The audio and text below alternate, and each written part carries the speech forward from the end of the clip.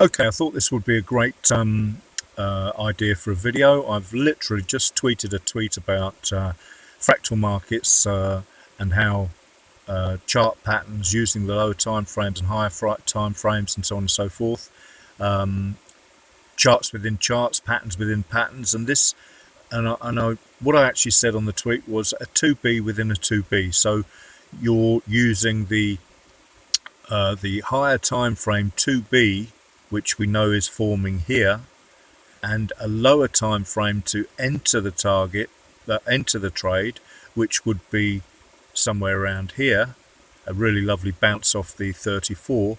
And if we look at this, the internals of this, you will see it will most likely be a 2B. Any reversal will most likely either be a 2B reversal or a 1, 2, 3 higher low reversal in a long trade, or a 1, 2, 3 lower high in a short trade.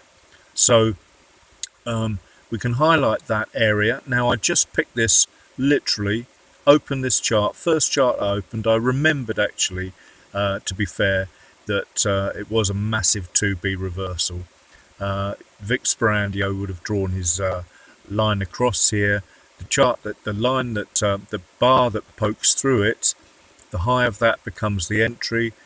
He would enter on the break. I personally would like to see a close. Remember, I'm normally trading a 15-minute, 5-minute chart or whatever. This is a H4 chart, so monster weights, in other words. But let's have a look at this. So basically what I tried to say was this downtrend and this part of the 2B, this was the target, and ultimately if we moved up to a daily and looked at the 2B on the daily, this would be the target, and as you can see it smashed it according to Vic Sperandio's rules.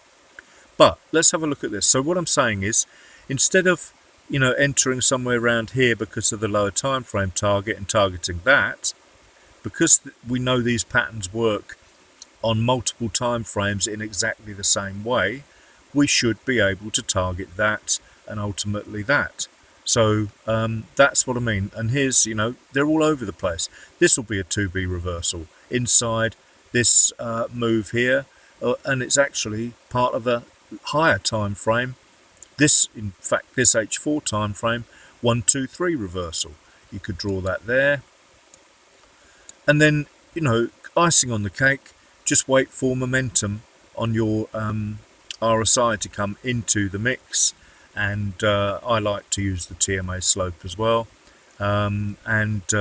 You've got belt and braces, and then the 34 EMA, broken, come back tested, broken, closed through, tested, even tested the 89 EMA, which we know is good as well, and so on and so forth. So let's have a look at I haven't looked at this on the lower time frame, so it might be a complete mess, but let's have a look at the H1 for starters.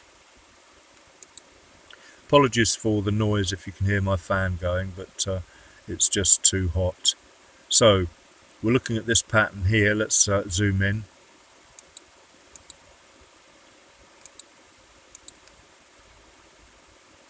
Apologies for the mess. So there's your swing down, up, poke through, and basically the close above that would have been your 2B reversal to the long side. A little bit difficult to see on this chart because of all the mess, but I'm not going to break it down. That's swing 1. This is where Vic Sperandio would say draw is low. So you draw that. That's swing 2. Swing 3 is the candle that breaks the lows of that one. I haven't put it on the precise level. Let's do that. Let's not be lazy. Use my script that grabs the bottom of the candle. So that's the lowest candle there. So that green line is our break, so that's clearer. So there's the level that's broken through, so I can use my other script to grab the top of the candle. So a break above the top of that candle, that red candle there, I think it's called Vic Sperandio's trigger bar and poke bar, poke through the level, break through the top, and look how it's come back and tested it as well. That is a 2B reversal. And so now you've got the other pattern. Let's have a look. Let's just draw a vertical on that there, and I'll highlight it because they often get lost. go back up to H4. So that was the entry based on H1. I didn't look at the momentum, but we've clearly changed to green as well. So, and look what happens. It absolutely explodes straight up to this area, the flip zone, what I call the flip zone. If you look at the line chart, that'll tally with the line chart probably. There it is there, the line chart high, and hey presto, smacked it like a good one. So, and then did a little bit of playing around, because that's what support and resistance does, the accumulation zones, whatever you want to call it, manipulation of the algos or whatever, and then boom, up to the next level up. So there you go.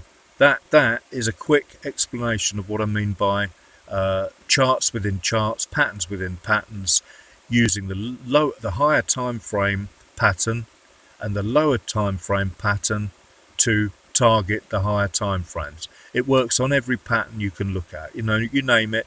You know, if you've got a flag on an daily, then use the flag internally. Or if you've got a flag on a daily or a head and shoulders or whatever you want to call these patterns, they're all the same. Cup and handle, 1, 2, 3 reversals, whatever. Use the lower time frame charts to use the higher time frame charts to take your targets from, providing everything else agrees. In my opinion, you know, obviously not everyone likes the RSI histo and not everyone likes the TMA slope, but choose what you like to validate your trades. But that's how a 2B within a 2B works. Okay, thanks for watching. Have a great day.